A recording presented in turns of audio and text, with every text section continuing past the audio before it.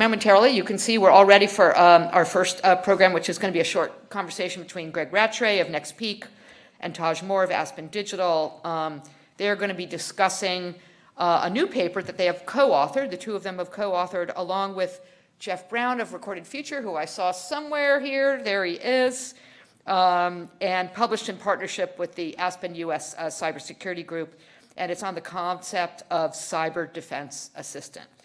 After that, we're going to be moving to the main panel where Aspen Digital's strategic advisor and former acting Deputy Attorney General John Carlin will moderate a conversation about the U.S. government's all-tools approach to disrupting digital threats. He will be joined by Assistant Secretary Matthew Axelrod, Assistant Secretary Paul Rosen, Deputy Assistant Director of the FBI Cyber Division, Cynthia Kaiser. So that is what you have to look forward to after this first panel. So to open things up, let me just, again, reintroduce Greg and Taj. Greg Rattray is the founder of Next Peak, a cybersecurity and risk management firm. He also teaches at Columbia. Among many other roles inside and outside government, Greg previously served as the Global Chief Information Security Officer at JP Morgan Chase, where he established JP Morgan's cyber defense strategy and program. And our very own Taj Moore serves as the director of the Aspen US Cybersecurity Group. Prior to Aspen, Taj practiced law at Morrison & Foerster and served as counsel in the office of Governor Phil Murphy of New Jersey. So that is our introduction, and I now turn it over to you fine gentlemen. Thank you. Thanks, Vivian. Can everyone hear me okay? Great. So as Vivian mentioned, Greg, a few weeks ago, we launched the Cyber Defense Assistance Imperative Lessons from Ukraine in partnership with the Aspen Cybersecurity Group. And it builds on work that you spearheaded as the founder of the Cyber Defense Assistance Collaborative, alongside folks like Jeff Brown and Michael Daniel of the Cyber Threat Alliance. And I guess, before we define cyber defense assistance, maybe you can tell me a little more about the origin story and sort of what led you to defining a new kind of defense support. Thanks, Taj, and I appreciate the opportunity to be here. So the origin story, I think, is a bit interesting. I had the opportunity in 2020 to go to Kyiv. I was working both on some commercial opportunities, but also the USAID had started a cyber assistance effort for the Ukrainians before the war, and I was helping, try to help sort what would be most useful in that effort, and got to meet a series of Ukrainian national security officials that were working on cyber. So we roll the clock forward. I actually was asked to help the Ukrainians do a national cyber strategy, which they issued in 2021. So one of many sort of international advisors to them. Very rational strategy, probably not not adequately in time for the conflict that they had, and also needed a lot more implementation resources in it. We get to just before the war in Aspen, a meeting that we held in the Aspen Cyber Group was about Ukraine, about 4 weeks before the war, and had the opportunity to then, some of the Aspen membership, particularly the government side, connect them with the Ukrainians I had been working with, to get ready for the war. But the invasion, while not surprising probably to U.S. National security leaders, was very surprising to the Ukrainians. But the resilience of the Ukrainian effort became clear within a week, let's say, right? So I ended up calling a number of leaders in the private sector of cybersecurity companies, as well as Michael at the Cyber Threat Alliance and some of the membership that Michael has in that organization, and said, if the people I've been working with in Ukraine could tell us what they might need in terms of cyber assistance, would your companies be up for doing that? And it was all yeses very quickly. It was about 6 initially, and then now it's about 16. 7 or 8 of them are publicly acknowledged, and 7 or 8 of them are still requests to not be publicly acknowledged in the effort. But pretty quickly, the Ukrainians, in a relatively ad hoc and non-systematic way, which we'll talk about, began to request specific tools, training on either tools or certain types of cyber defense techniques. And we quickly had to establish that this was defense only, because we were getting requests for all sorts of cyber capabilities besides just defensive. But, that scaled up, has, become even things like helping the largest oil and natural gas company, Naftagaz, build their security operations center, which is to become a sectoral operations center. That's a sort of big project for the first half of this year. But that was a very, sort of loose collaborative of basically people completely voluntarily, helping. It's now inside a global nonprofit called CRDF Global. And we're having a convening this afternoon of probably 40 people, private sector and government, about how it works.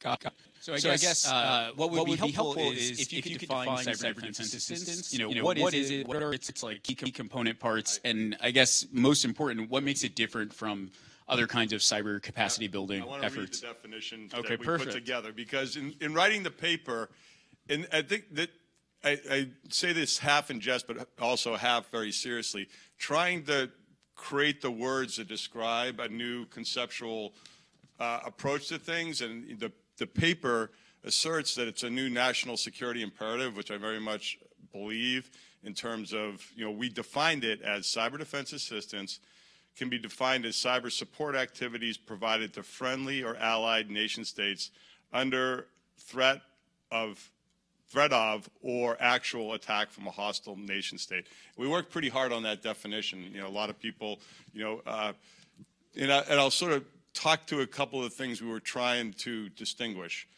I over the years have been involved in a lot of cyber capacity building efforts around the globe, training courses, legal frameworks for, cybersecurity in countries. Do you have a cyber strategy? Been involved in the U.S., the Japanese, and the Ukrainian cyber strategies. But if you're under attack, APTs are coming at you from a nation state in a politically coercive way, in this case, very much as part of a larger conflict, that is a different thing than we usually do in international assistance. And it's much more akin to defense assistance in being able to help a nation state protect itself against aggression, in this case cyber aggression, and combined with armed aggression, than it is with most of what we've done in this realm, almost all of what we've done internationally, both this nation and other nations that provide. So we wanted to stake ground to say we need to distinguish this from capacity building, because we were having issues, and even the U.S. funding today in Ukraine is going through AID. AID does not do defense assistance by mission, by law, right? So there's sort of very important conceptual boundaries there. The definition says support activities.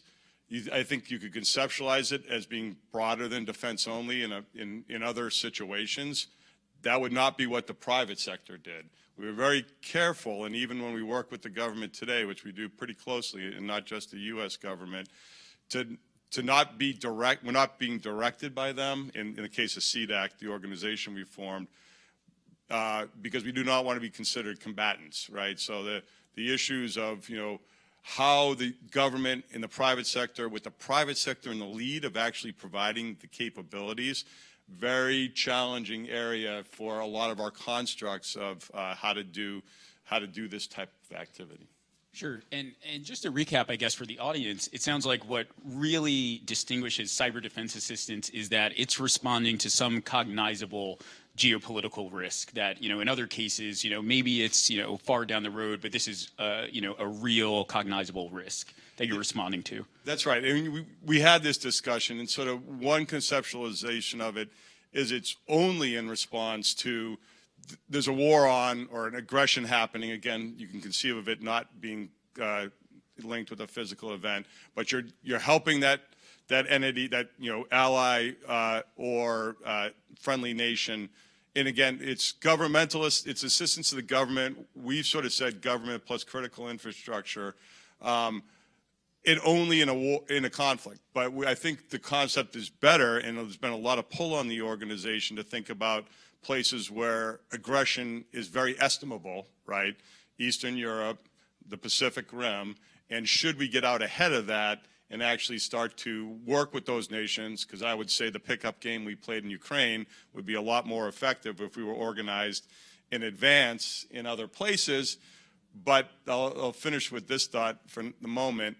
Ukraine was a very clear-cut case where, the Russians were aggressors, that, it was easy to get support. I think in other contexts around the globe, the companies that might provide the support, especially if it's before a conflict even starts, there may be different sorts of incentives for the companies to provide assistance in advance. Sure. And I think that's a point to drive home, which is like, this is really important in part because we haven't really flexed this muscle. We have a lot of training to do.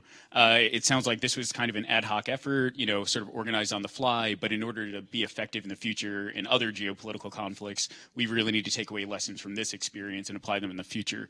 So I guess related to that, what are some of the key lessons learned from delivering this kind of assistance to Ukraine? One of them was like developing, early contact with allies in, the recipient nation. What are some of the others? So Taj, you just mentioned it. I sort of prefaced it.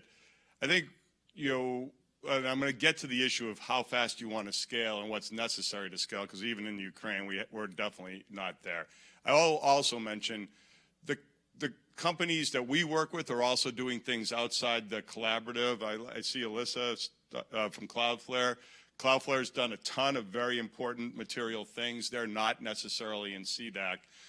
So I guess one of the lessons, I'll circle back to a couple others, is we just started an effort we call Blue Force Tracking. Just try to figure out who are all the entities, actually governmental and private sector, trying to help the Ukrainians and beginning to understand which things are most impactful, because there is a lot of discussion of should we start to resource these things at a larger scale. And it's been a real pickup game in terms of there's a lot of entities in there nationally, like the Estonian CERT helps the Ukrainian CERT all the time. All the companies, I mentioned Cloudflare announced from CDAC, Microsoft, Mandiant, who's part of Google, Splunk, Looking Glass, a series of cybersecurity companies are all, and that's not all, certainly not all of them. Palo Alto's publicly announced.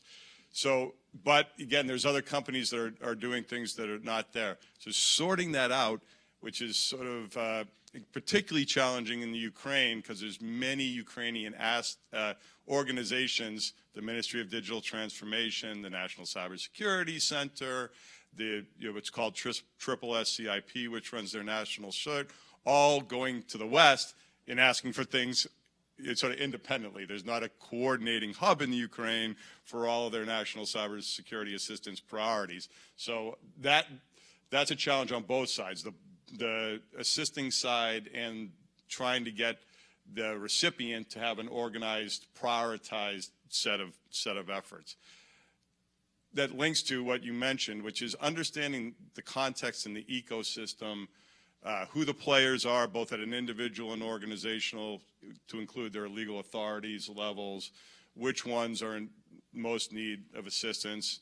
I would say the Ukrainians are very good at some things on cyber defense, and they have some real deficits. So understanding sort of operationally what types of things enterprises are good or bad at, naturally, managerially and culturally, they're good at some things and not good at others, right? So I would say if we went to Taiwan, many of those things would be very different, right? There's still probably opportunity to help, but the cultural factors, the strengths and weaknesses, who the players are, their legal authorities would all be different. So getting in early and organizing it as well, and organizing it on our side, where if the government is going to be a partner on the resourcing area, which I think is actually the most important place where they could help, we've got to get not just the authorities, but probably even more specifically, the way to flow funding into, and hopefully a multi-donor effort. The effort we have going in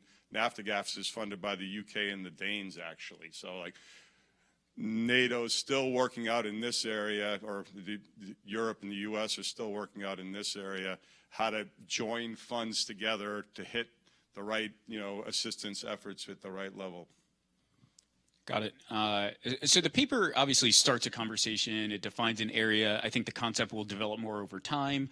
But I guess one question I have left is what comes next for the concept as well as for CDAC and what you're doing? Like, what are you planning to do moving forward as we think about future geopolitical conflict? Yeah, I think with the concept, and I will say there's been really strong dialogue with the U.S. government entities that would, I think need to buy into this. It would be helpful even to have some sort of guidelines from the government about what expectations of the private sector, so we didn't step in some area that we shouldn't step in, define. So we'll be working this afternoon with a series of government players on that exact thing.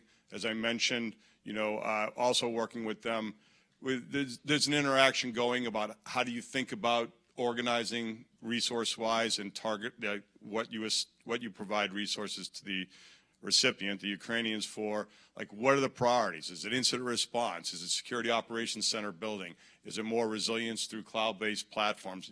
What are the right things to be doing in the right order? So coming up with a common sort of first order framework, though I think that the answer to that's kind of dependent on the context.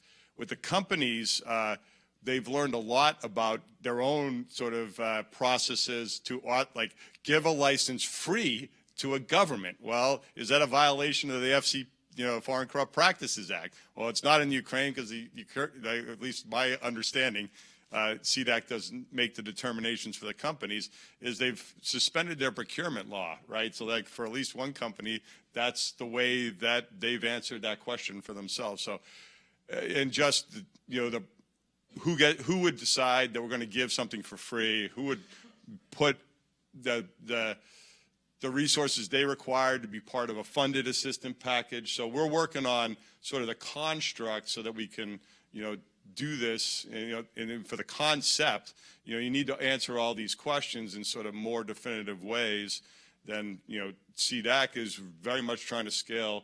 I think in Ukraine, the war goes on for we don't know when that war ends. So we're certainly planning to be operating for the remainder of this year with the notion that it might be longer than that. In Ukraine, while thankfully the cyber conflict hasn't been a sort of dramatically challenging aspect for the Ukrainians, that could change. As that conflict reaches a conclusion, in the physical realm, the cyber conflict probably goes on. So cyber resiliency is important in the long term there. So that's like the number one focus. We are in discussions for CDAC about whether the organization might begin to think about some other places where such an effort could be proactively, designed. Got it. And I think this goes back to something you said earlier on, which is we really need to learn how to deliver this kind of assistance effectively, because it's going to be much harder in other cases. The moral line that was crossed when Russia invaded Ukraine was, much more definitive and clear. It might be a little more complicated in the future. So it's critical to get it right. Yeah. And again, I think all this activity will be to a much greater benefit if we organize proactively. Great. Thank you. Thanks, Taj. Thanks, everyone.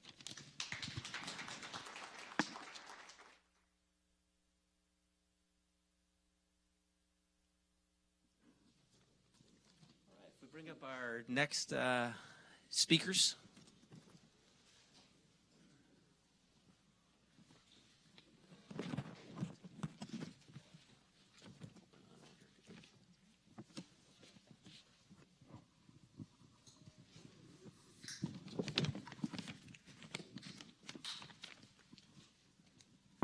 Right. Thank you again to the Aspen Institute for hosting this event, and to Paul Weiss for its sponsorship. It's great to be back at the Aspen Institute as a strategic advisor. One note, we're recording this conversation, in addition to being live streamed, for the Cafe Insider podcast. I hosted a show on cyberspace there before, and I'm happy now to be a contributing host from time to time, doing what we do today, which is speaking to people at the forefront of cybersecurity, technology, and national security issues. With that, I'm very excited today for the topic. It couldn't be more timely. We have China's announcement of a national data bureau, reflecting the approach in China and the importance there of controlling and using data. We also have the recent announcement from the Justice Department of a new strike force, and we'll be talking about that today as well, focused on disruptive technologies. how to counter disruptive technologies. We have the new cybersecurity strategy just announced by the administration with its emphasis on an all-tools approach against threat actors, on public-private collaboration, and on international partnerships. And it's with that swirl of events in the backdrop that we have an unusual panel for the cybersecurity group at the Aspen Institute, because it reflects the different authorities and tools across the government that are being brought to bear when it comes to national security threats. I'm going to introduce each of the panelists in more detail in turn as we turn to them, but we have Matt Axelrod, an Assistant Secretary from the Department of Commerce. We have Paul Rosen, an Assistant Secretary for Investment Security from the Treasury Department, and we have Cynthia Kaiser, Deputy Assistant Director and longtime expert in this field from the Cyber Division at FBI. And these are all folks that had the opportunity to work with in government over the years, that are leaders in their respective fields, and that have moved around from tackling this from different perspectives. What I thought I'd start with, because some people, I think, just don't know the role your agencies play in this battle, is to talk about specifically what role you play when it comes to cybersecurity. Maybe Cynthia, kick it off with you. How does the FBI use intelligence when it tries to drive its approach to threat infrastructure? Thank you, and I'm really excited to be here with everyone today. I want to first kind of broaden out the question to think about the FBI's approach to disrupting and cyber operations writ large. So in 2020, most people are tracking that the FBI announced a new cyber strategy that's focused on imposing risks and consequences on cyber adversaries. And that really emphasizes disruptions, partnerships, and the shared responsibility to make it harder and more painful for hackers to succeed. And what that really looks like in practice is taking away the cloak of anonymity that cyber actors hide behind, protecting U.S. networks, and targeting the key services that are shared across the multiple actors that are in this arena. And kind of taking then all of that together, we really look at using our unique authorities, our partnerships, as well as then our ability to conduct those disruptive actions. When we say disruptive actions, it feels a little without teeth. It doesn't. There was a recent announcement of a takedown, and the Deputy Attorney General of the United States, Lisa Monaco, said that you hacked the hackers. That has a ring to it. What does that mean, and how were you able to secretly get the key that the bad guys were using? So the bad guys would attack a victim company, they'd lock up with malware all of their servers so they couldn't access their own information, they'd encrypt it, and then they'd say, hey, give me $1 million or $5 million or $20 million, $40 million in some of these cases if you want to get a key to be able to see your own data. And somehow the FBI, working with others, was secretly able to get that key. Tell us a little bit about that. Well, in that case, you're talking about the Hive disruption, and Hive, very significant ransomware variant, and it's really the lowest of the low of cyber actors. I mean, they were targeting hospitals and key things that we all need to stay safe. So we were able, through using our just hard, small steps on the technical end, good computer scientists, good investigative techniques, as well as leveraging our partnerships across the intel community to gain access to enough of the infrastructure with Hive so that we could give the unique keys to victims.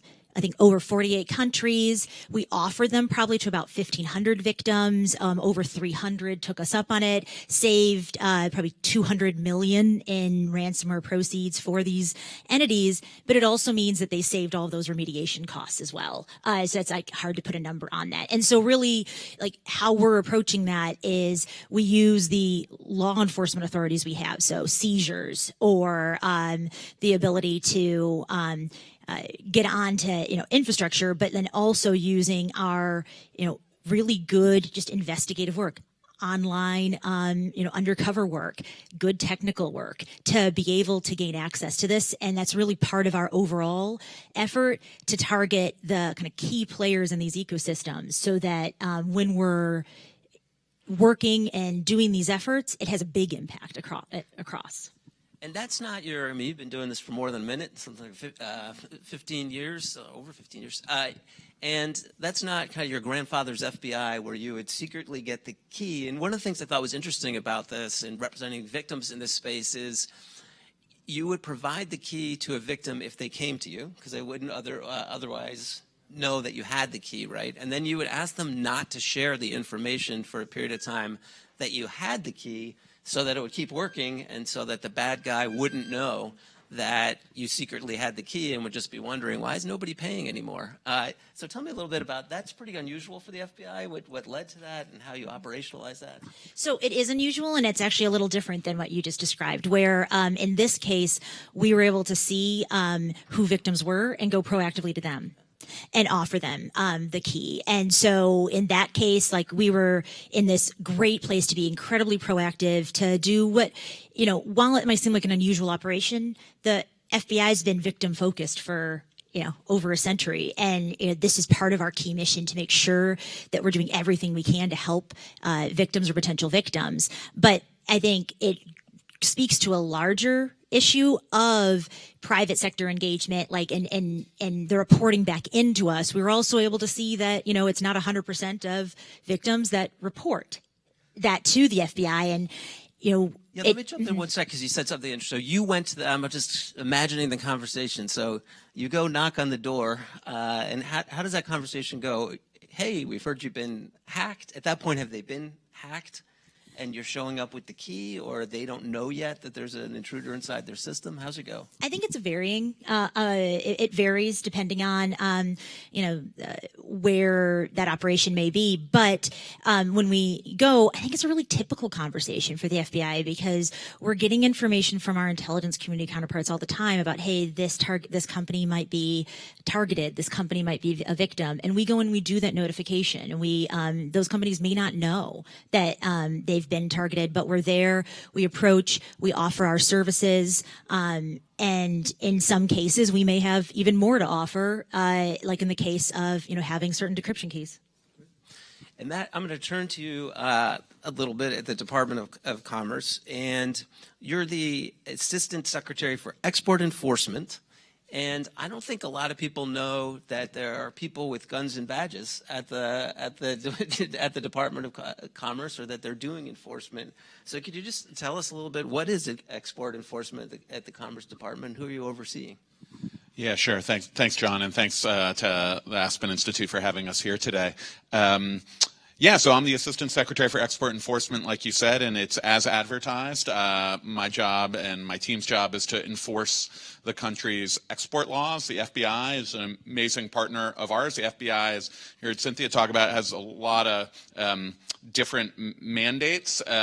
We have one, and it's to enforce the export laws, specifically the laws restricting dual-use items leaving the country and going overseas. And by dual use, I mean capable of civilian use, but also capable of military use. And like John said, my workforce is primarily federal law enforcement agents, so people with badges and guns who enforce those laws. And we're located in 30 cities around the country, and then we have intelligence analysts as well. And so while our primary emphasis is export enforcement, we do intersect with the world of cybersecurity. And I'd say we do that in sort of three primary ways. The first way is sometimes the technology that would be restricted from going overseas can relate to cybersecurity challenges. I'll give you one example, which I'm not an expert, and I imagine I'm in a room full of experts, so you can correct me if I get this wrong, but what I understand about the future of quantum computing, for example, is that it has the potential eventually to break all existing encryption. and also the potential to create unbreakable encryption. But so if you think about that, whoever gets there first in that technological sort of race would have an incredible ability for there to be cyber breaches. And so one of the things we do on the export enforcement side is, to the extent that technology is being developed inside the United States, to help make sure it stays here and is protected. So that's one way we intersect with cybersecurity. A second is that sometimes we will put companies overseas on what is called our entity list. It's sort of a restricted parties list that get enhanced screening before U.S. companies can export technology or parts to them. And we've done that in the last couple of years with two names that will be familiar to folks in this room, NSO Group and Kangaroo. So I hope I'm. Could you explain a little bit about each of those two? Yeah, sure. So traditionally, in the past, our entity list was used, more primarily for foreign actors involved in things like weapons of mass destruction, and more sort of traditional, like core national security.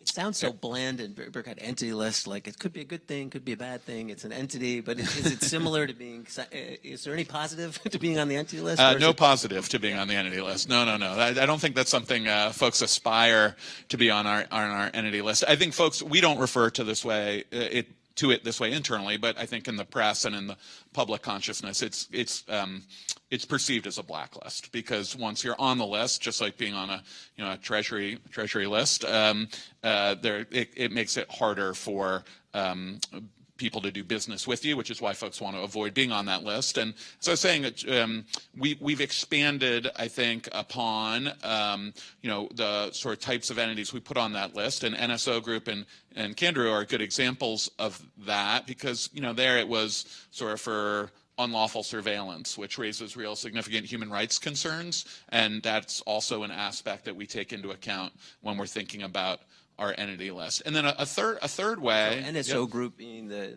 Israeli, if you could explain what they are. I thought I was in a room full of where everyone would know. Yeah. So NSO Group is an Israeli company that's sort of known for its spyware, and I think it was being sold to various governments around the world, who are then using that spyware to spy on a variety of people, including dissidents and members of the press. The third way our work intersects with, I'd say, cybersecurity is that when there's a breach, if the information that is exfiltrated is controlled technology, right? It can be blueprints, it can be schematics, it can be things that if the company, before they were breached, were to send those things overseas, they would need to get a license from us, if it's sensitive and controlled. And then there's a breach and it's exfiltrated and sent overseas by the folks who did the breach. That's a violation of our rules. And while the FBI and working with DOJ may have sort of other tools to get at those breaches, our statutes come into play as well. And there's one place in particular where I think that's interesting. There's a Supreme Court case that came down a couple of years ago, Van Buren, that limited the ability of DOJ to go after those breaches criminally when it's from an insider within the company who exceeded their lawful access. That Supreme Court case sort of restricted the ability to charge those folks. But if those insiders take controlled tech and controlled items and then send it overseas, our statutes come into play. So you wouldn't think of it, but our export laws can be a tool that the Department of Justice can use to get at the insider breach example, if it's controlled technology and it goes overseas. So kind of quick practice note or unusual note for the lawyers, budding lawyers or compliance officers out there, which would be if you have a breach and it involves export controlled information, what I'm hearing from you is you need to report that just like you would any other export that was in violation of the export rules that you did, that someone in the company did intentionally. And then similarly, that you're under the same responsibilities, and depending on what the classification, those change, but you're required to try to protect that information not just from being accidentally sold or transferred, but also from being hacked. Yeah, and it has real-world impact. We had an example, which is not public yet, so I can only talk about it in general terms, but where there was an insider breach, lots of technology was exfiltrated by the insider, and there was concern by the FBI and by Commerce that information was then going to go overseas. And so using the authority that I just mentioned, we worked with the Bureau to be able to get a search warrant and to be able to recover the stolen information before it went. And did you have a third, or was that? No, that was number 3. Count at home. Yeah, okay, that was number 3. Shows you I'm not a mathematician. Let me turn it over to Paul and Rosen. And I'll say here, when I was running the National Security Division, people understood that we were doing enforcement, law enforcement operations, prosecutions. They understood that we were collecting intelligence. But one of the areas where I got the most question is, what is this Committee on Foreign Investment in the United States? What does it have to do with national security, and why is that part of the National Security Division? Paul, you're the lead official overseeing the whole committee. Maybe you could explain a little bit about the role of foreign investment and what that committee is.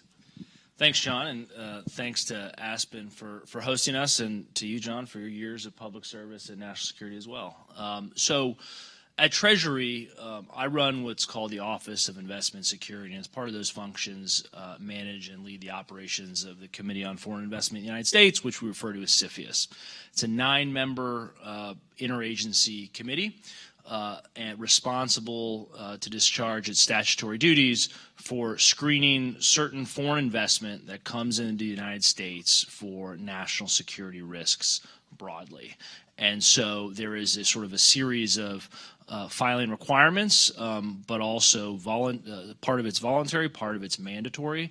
And so when there is a foreign acquisition, be it a merger, acquisition, takeover, investment, that triggers our jurisdiction, which is pretty nuanced and detailed, then we will review that transaction to determine the effects on national security. So the way we think about it is, what is this foreign business or person buying? What do we know about that foreign person or business?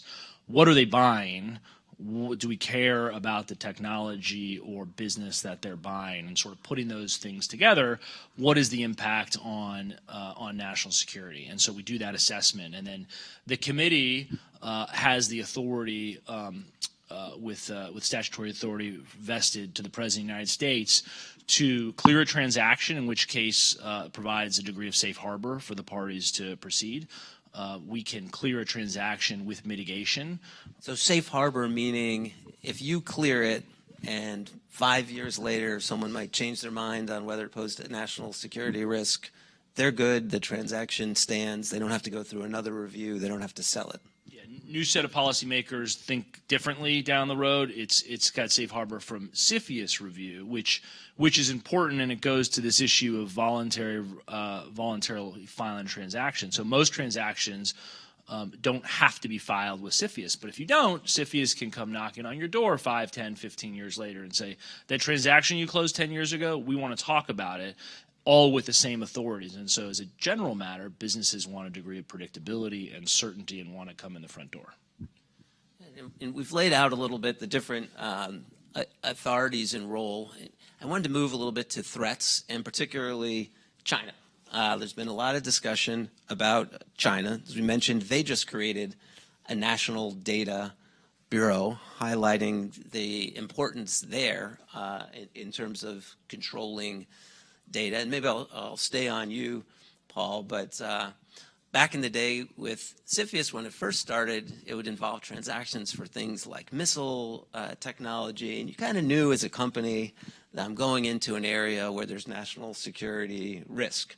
But headlines, dating back now of CFIUS involvement in things like Chinese acquisition of a company about dating. So Grindr getting CFIUS review. Codified by statute now is the idea that if you have a certain amount of personal identifiable information, names, addresses, social security numbers, that type of information, that it could cause national security risk.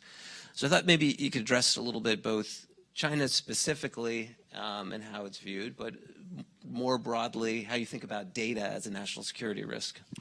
Yeah, thanks, John. And just to close out the last piece, because I didn't finish, just to sort of understand in the room, the authorities, right, clearing with mitigation, and then ultimately have the authority to block, or the president has the authority to unwind a transaction.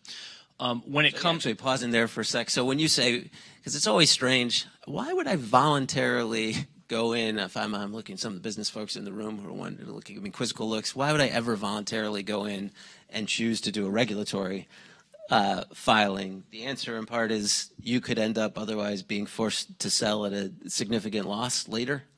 Yeah, I mean, again, going to business predictability and certainty, you're embarking on a business enterprise and leaving yourself vulnerable to CFIUS, regulatory review, 5, 10, how big is your business going to be?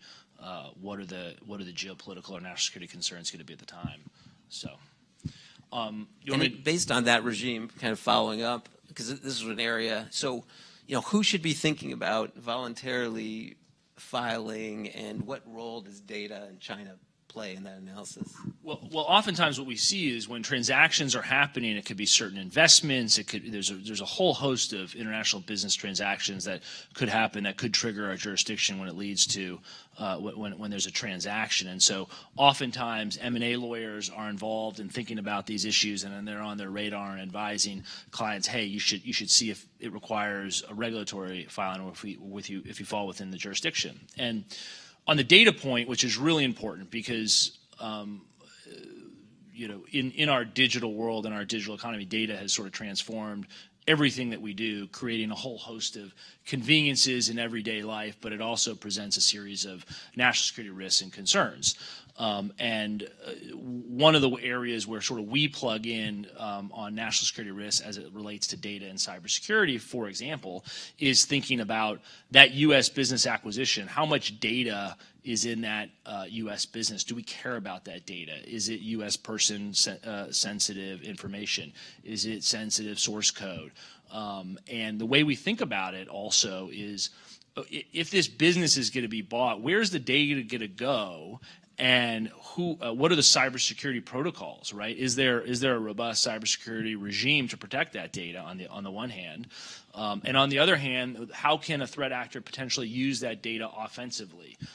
From an espionage perspective, blackmail perspective, inserting malicious code, whatever it may be. There's a whole set of analysis around data as we think about threat actors. And the last thing I'll say is it's sort of underscored by President Biden's September 2022 executive order on CFIUS, which called out cybersecurity specifically when it comes to national security risk factors in CFIUS. Got it. And Cynthia, turning to you, because we've talked, what role do you play in identifying the intelligence that leads to the CFIUS review at the FBI? I mean, I think we're working hand in hand both with CFIUS and OFAC over at Treasury to provide information that can lead to the enhanced reviews or sanctions on these entities. I think one really, good example of that is, it's clear China has a voracious appetite for data, like in any form, and looking at some of these data reviews, we're trying to point out where when a company is involved in, say, a joint venture, what kind of cybersecurity risk they take on. We published a few years ago that China had mandated tax software to go onto certain U.S. companies' networks as a part of doing business in China. Well, that tax software was used for malware deployment on their systems. And so, being able, I think, to provide that information in about that landscape, how we're seeing some of that, as well as this particular company is, might be associated with a, different hacking apparatus back in another country, is really important to kind of that overall whole of government effort to try to counter the, nefarious efforts that are obvious, right? You deploy malware, but also the nefarious efforts that might be looking to go into a side door. And let me follow up if you can. I don't know how much detail you can get into on the tax software because it's a good example. So they're requiring you, if you're doing business essentially in China, to put in a certain type of tax software. And when you say malware, what did it do? What did it allow? It enables remote access, and it's really similar to what we saw in, say, Hafnium, right? Putting a backdoor onto a system that enables an actor to go onto that system at a time of their choosing to collect more information. And so, in this case, what it did is it enabled malicious actors to get onto those networks where it had been mandated to put that software on the networks in the first place, almost acting as a remote access tool. And sorry, you said Hafnium, so now I have to ask, what's Hafnium, if you could explain? Happy to. So Hafnium is the robust Chinese effort to where they compromise tens of thousands of networks across the world, including many thousands here in the United States through a zero-day vulnerability in Microsoft Exchange servers. A zero-day meaning that at that time, there was no known fix. Nobody knew about the vulnerability, and so it took. Why is it called 0 day? It's 0 days before it was discovered. So I think it's. And that's in contrast just to build it out. So a lot of vulnerabilities that are used by bad guys, even nation-state actors, are known vulnerabilities, but it takes a while to patch and fix the system. So they take advantage of that. 0 days where nobody knows about it until you've deployed it are rare, and for a nation to choose to use them, it's using up something valuable in the arsenal. So it's a fairly big deal if they use a 0 day. And use a 0 day at scale, like they did in this case. And I think, kind of bringing it back around to the disrupting digital threats, I like that example, though, in talking about it, because this is one of the kind of first times we were able to robustly use some of our more offensive cyber options to try to protect U.S. networks, where it was deployed, Microsoft developed a patch. We made sure that that notice got out to as many U.S. network owners as possible. But there were still hundreds of U.S. networks that had that backdoor open. So we were able, through our own investigative techniques, to understand how to close that backdoor. So we used our legal authorities to do that, shut that back door, come back out so that the Chinese couldn't, enter unknown onto U.S. networks where maybe those owners didn't have the capability or awareness to close those doors themselves. Yeah, and that was a novel use of legal authorities. In other words, so you as the victim might not even know that you had the back door for Hafnium, and the government using legal authorities went and closed the door. They tried to tell you, I think, as part of it, but if you didn't otherwise see that door was open, they went and closed it for you. Matt, I'm going to move to you a little bit. There was a massive expansion of controls on China last October, including advanced semiconductors. And we could talk a little bit about how that impacted your enforcement priorities and how that leads to changes in the enforcement regime. Sure. So, look, China's been a consistent priority of ours on the enforcement side. We talked about the entity list a little bit earlier. I think there are around 650 Chinese parties on that entity list, and I think 160 or over 160 of them have been added during this administration. So it's definitely something we were focused on before. But yeah, in October, the policy side of our house, I run the enforcement side, we work together with our policy side, put into place really sweeping controls when it comes to advanced semiconductors and semiconductor manufacturing equipment to China. And that for us means that then we enforce those rules, and I think it's among the reasons, along with concerns about sensitive technology going to places like Russia and Iran and other countries as well, that led us to work with the Department of Justice as well as with the FBI and Homeland Security to stand up the disruptive technology strike force that you mentioned earlier. All right, now I got to ask, what's the difference between a strike force, a task force, and a working group? How'd you go with strike force here, other than to sound cooler than CFIUS? Shots fired, Paul. Shots fired. Yeah, so as a former government guy yourself, John, I know you have views on those word choices, but Yeah, I admit it. When I hear working group, I think no work is getting done as a general rule. Right. So I think the reason we went with Strike Force here is because the idea really is to take action. It's in the sort of counterintelligence world. There's lots of monitoring, seeing what's going on, collecting information. That's not what this strike force is designed to do. It's really designed to take action to prevent sensitive U.S. technologies from ending up in places that they shouldn't. I had an agent who has since retired had as the tagline on her email, which I have since adopted as well, that our mission was to keep our country's most sensitive items out of the world's most dangerous hands. And that's really what the strike force is about. So the strike force is, we're in 14 locations around the U.S. We have co-located, well, not co-located, but pulled together a cell of an assistant U.S. attorney, so a local federal prosecutor, one of our agents from export enforcement, FBI agent, and an HSI agent, and that's sort of the cell. Those are the people who will talk together on a regular basis in order to share information, in order to help bring actions. And when I say bring actions, I mean either criminal cases that get prosecuted by the Department of Justice, administrative cases, which we can bring with lawyers in the Commerce Department. You can't put someone in jail on an administrative case, but you can cut off their ability to export. So depending on what business you're in, that's a pretty powerful tool as well. And then, of course, we have our entity list, which we talked about earlier, and we can put people on that as a way of taking action as well. And they're going to be supported by an analytical cell here at headquarters in D.C., again, comprising of FBI analysts, commerce analysts, HSI analysts, all working together. 3 different departments there, Department of Homeland Security, Department of Justice, and Commerce working together. Paul, turn over to you.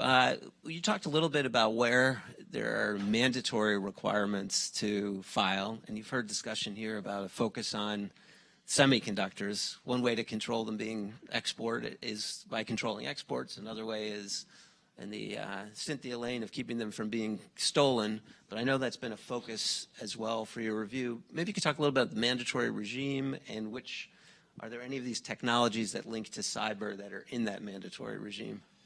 Yeah, well, we're looking at all sorts of critical technologies when we're looking at the vulnerability. And CFIUS is a case-by-case review mechanism. So we take every case anew because every case is fact-specific. You're going to have generally a different buyer and a different target. And so we're looking at the specific technology, be it semiconductors, quantum, AI, we heard a bit about. And again, thinking about where is this technology going to be vulnerable to go to? What can happen in connection with the risk arising from the specific transaction. So we're really focused on all sorts of technologies and the risks and concerns that they pose. There was a mention on quantum computing and the risk of hacking passwords and the like. And so we're thinking about all of those potential outcomes and thinking about who is this acquirer, what do we know about the acquirer, including from the intelligence that we get, previous interactions with the committee and other sort of source reporting, sort of seen and unseen. And so that's how we think about the evolving sensitive technologies. But as you sort of point out at the top, we've got a dynamic landscape of technology. Our geopolitical situation is advancing, but so is the technology that we're dealing with. Technology of today is not the same as yesterday and won't be the same as tomorrow. And so one of the things we at CFIUS are really trying to do is think around the corner and be thoughtful, because if our adversaries want to use acquisitions to get our sensitive technology, they too are thinking about new and novel ways to do so. And so we're trying to stay one step ahead of them. And Stan, you for a sec, Paul, something you touched on briefly, but you've talked about the role that CFIUS plays before a transaction occurs in reviewing the transaction, and sometimes if it isn't notified, reaching out. And I want to talk about a couple different developments there. So one is the increased focus you've had on looking for transactions that were not notified, and if you could tell us a little bit about those efforts. And then secondly, I know, and this has been a particular focus of yours as a former prosecutor, which is on many of the deals, you allow the deal to go through, even though there's a national security risk, but you impose certain terms to mitigate that risk. And those are go-forward requirements of things the company has to do. And I know one of the areas you focused on is making sure people live up to those terms and doing enforcement if they don't. Yeah, thanks for that, John. A couple things to unpack here. One is sort of those transactions that don't come in the front door, that aren't voluntarily notified. We have a whole team, which is called our non-notified team, that is scouring sources of information, again, seen and unseen, to identify transactions that maybe fell within our jurisdiction that would present a concern, and we will go out and we will contact those companies and say, hey, we got a lot of questions about this, and we may ultimately tell them they have to come file, even if the transaction is long since closed. So that's sort of the non-notified work, which is really crucial to what we do. And it also intersects with this enforcement piece. And just to take a step back, when Congress updated our authorities in 2018 with additional budget and resources and the like, one of the offices that was stood up was a monitoring and enforcement office, and that office is, among other things, responsible for overseeing compliance with these agreements that I talked about, right? Clear with conditions, these national security agreements that we have with companies to make sure that they are complying with their obligations. And also to identify any other potential violations of the CFIUS laws, which may be, for example, failing to file a mandatory declaration. And that statute, those authorities have given us penalty authority, civil penalty authority, which is pretty significant. It can be up to the value of a transaction. And one of the important pieces of our work as we sort of grow and mature and evolve CFIUS for the next generation is making sure we are holding parties accountable to their obligations, because at the end of the day, we firmly believe that we are going to get better address the national security risk, both if we can hold parties accountable, but also encourage parties to come in the front door when they're required to. And Matt, maybe sticking on the theme with you of things that are new, we've heard a phrase coming out of the Justice Department in particular about how sanctions and export enforcement is going to be the new FCPA, or New Foreign Corrupt Practices Act. What is meant by that? Did that come with new authorities, or is it a new approach on enforcement? Yeah, so I'll tell you what I think the Deputy Attorney General means when she says that, although I wouldn't presume to speak for her. But I think what she means is the Foreign Corrupt Practices Act has been a tremendously successful enforcement program for the Department of Justice. And I'll give you an example. In between the Obama administration and the Biden administration, I was out of government. I was working at an international law firm. Wherever I went in the world, whichever client I was speaking to, they wanted to talk to me about the Foreign Corrupt Practices Act. Now, granted, I was their lawyer from Washington coming to see them, but still, the thing they wanted to talk about above all others, Foreign Corrupt Practices Act and how they could keep themselves out of trouble. And I asked them, do you know how many Foreign Corrupt Practices Act prosecutors actually work at the Department of Justice? And they didn't, and I told them that at the time, it's more now, but at the time the answer was 20. 20 prosecutors, yet no matter where I went in the world, companies were worried about enforcement, which meant that they were investing in their compliance to make sure they didn't run afoul of our country's foreign bribery laws. And I think what the Deputy Attorney General means when she's talking about this being the new FCPA is I want companies to think about their national security risk, right? Their risk of running afoul of our country's export laws and sanctions laws in the same way they think about running afoul of our foreign bribery laws. And I think in terms of resources, so she announced 2 weeks ago in Miami at the ABA White Collar Crime Conference that the National Security Division, which you used to run, John Demers, who's in the audience, used to run, will be getting 25 additional prosecutors in the CES, which is the Counterintelligence and Export Controls section, to help with that work.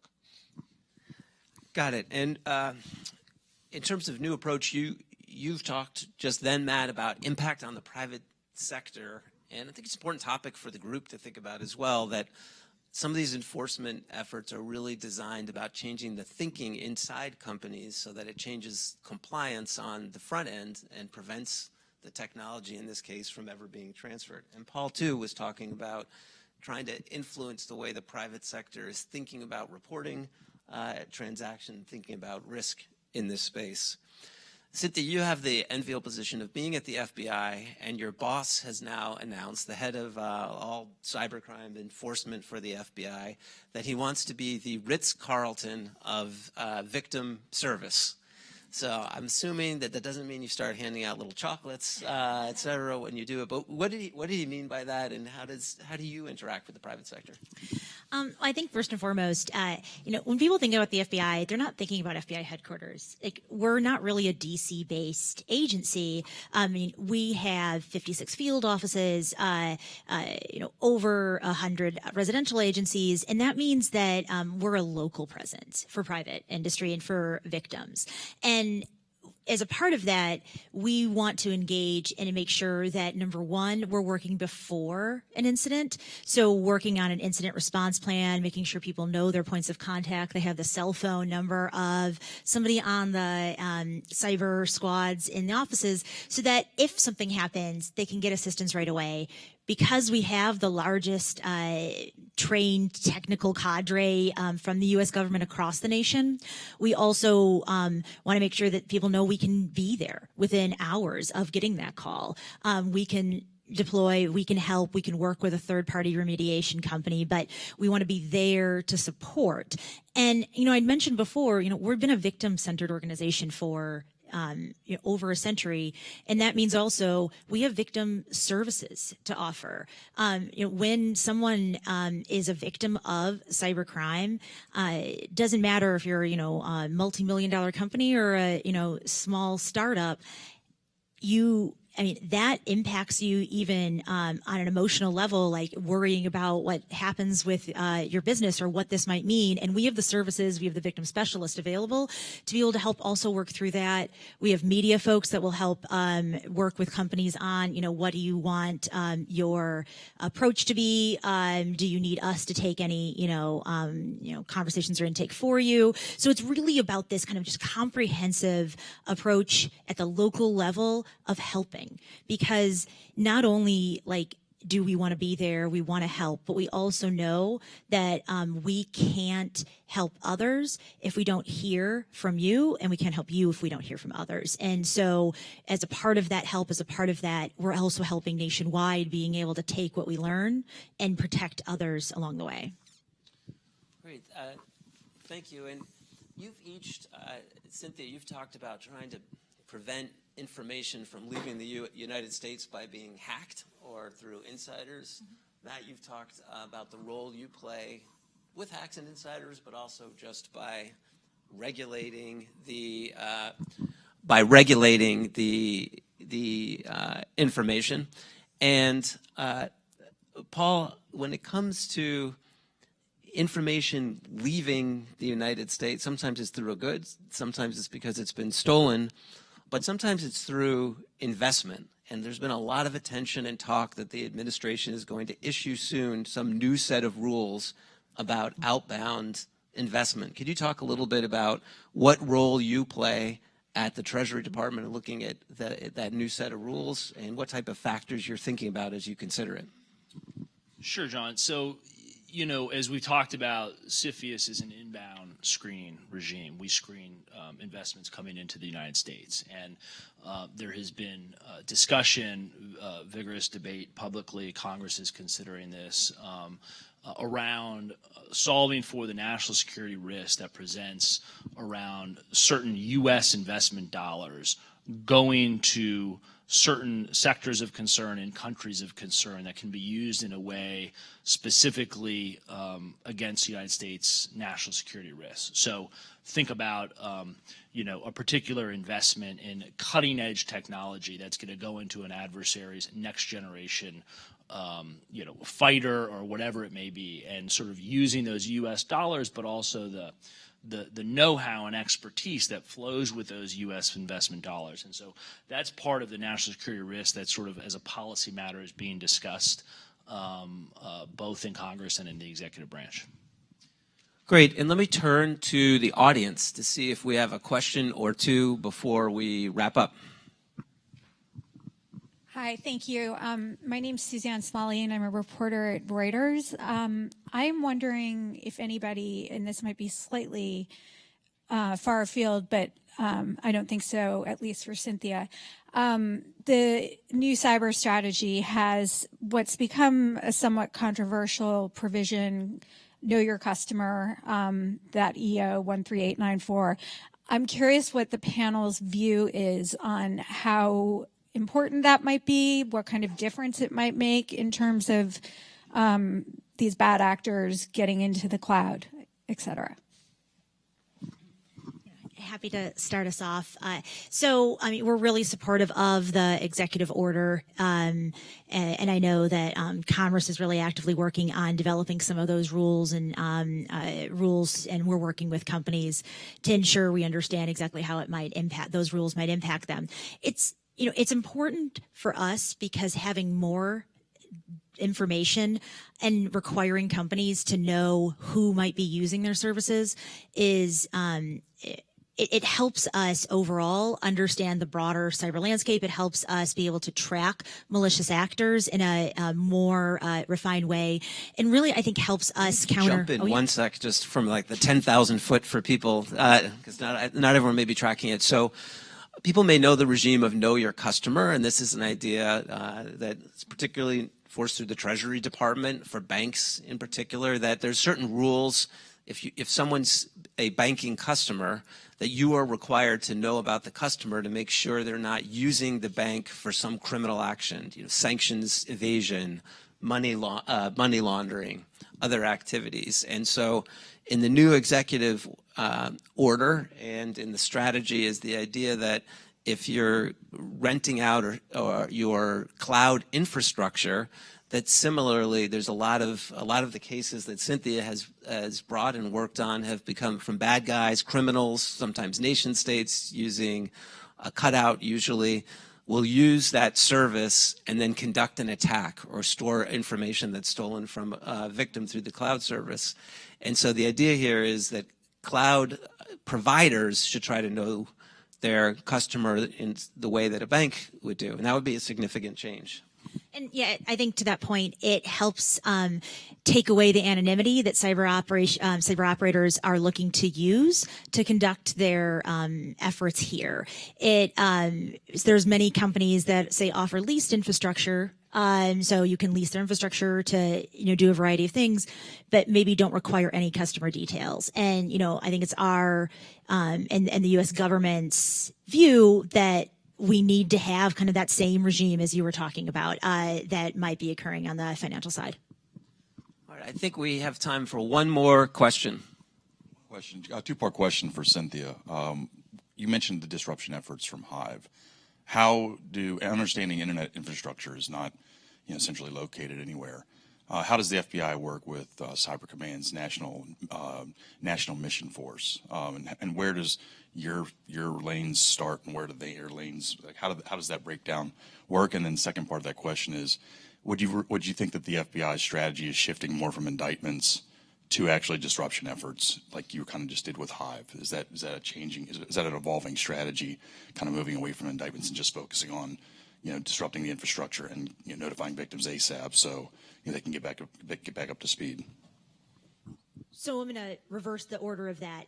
So first, I think people will be surprised how often we can get people in jail cells, and law enforcement options, especially like indictments, are really critical components to an all tools approach to disrupting cyber actors. A great example of that, and that's what gets into, I think, your second, is a takedown of Bitslato, which was a cryptocurrency exchanger where we were able to arrest a senior Bitslato executive and Russian national in Miami at the same time. Our partners overseas were able to take down infrastructure. So bringing it together, but we're doing it with a purpose. That's not necessarily the end goal. We want to ensure that we're disrupting threats in the most effective way. Sometimes that includes charges here. Sometimes it includes charges overseas. And then it also includes a lot of unseen activities like we might do with cybercom.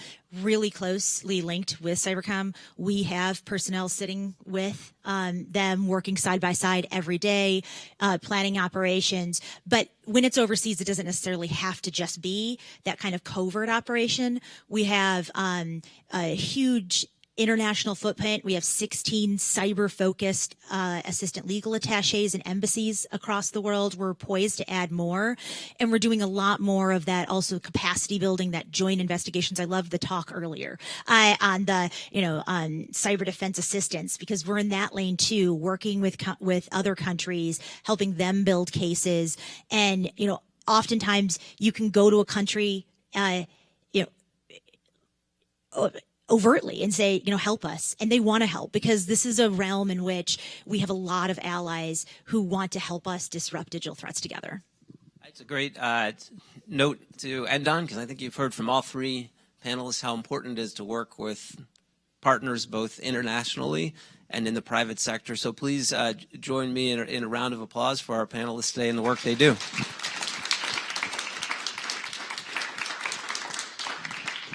All right. Thank you.